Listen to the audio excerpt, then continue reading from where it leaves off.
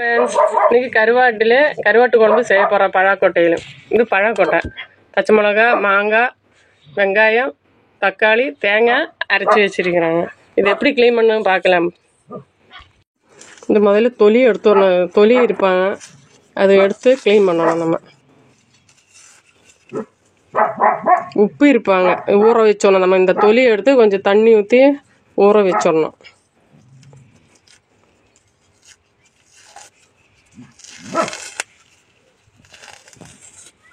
பிரிச்சுட்டாங்க பாருங்க, பெருசா இருக்குது. நம்ம கொஞ்சம் கட் பண்ணி எடுத்துடலாம்.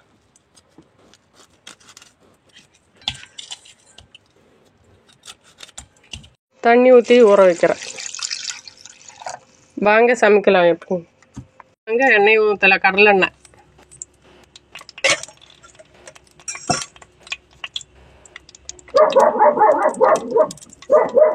வெந்தயம்,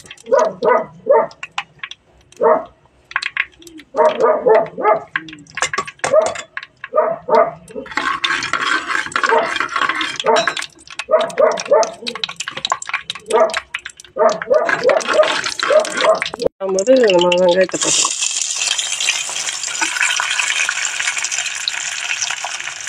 ரெண்டு பச்சை மிளகாய்,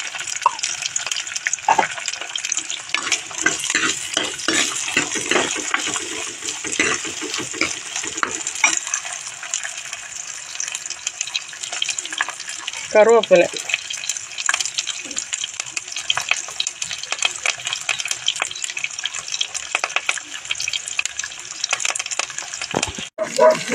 தக்காளி போட்டுடலாம்.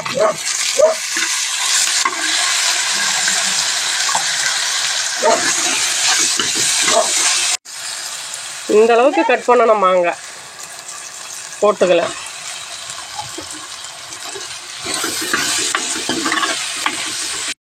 வேவிச்சா பழாக்கொட்டை தான் இது. முதல்ல வேவிச்சு எடுத்துட்டாங்க, அதனால நம்ம இப்படி போட்டுடலாம். வரமிளகாத்தூள்,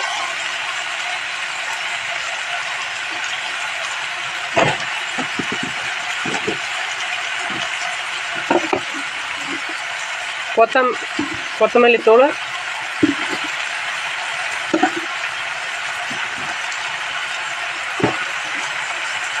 மஞ்சத்தூள், கருவாட்டில் உப்பு இருப்பாங்க, பார்த்து போடணும். லைட்டாக போட்டுடலாம். லைட்டாக தண்ணி ஊற்றலாம்.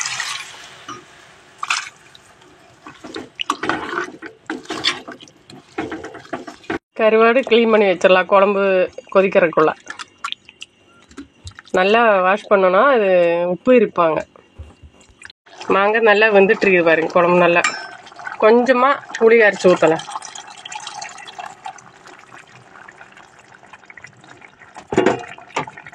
புளி அரைச்சது, தேங்காய் அரைச்சி வச்சதை ஊற்றிடலாம்.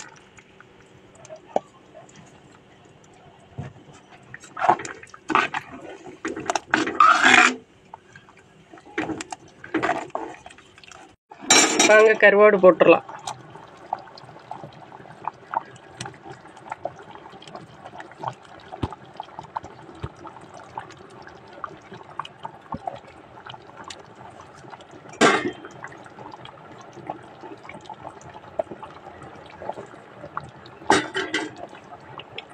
கருவாடு வெந்து போயிடுச்சு.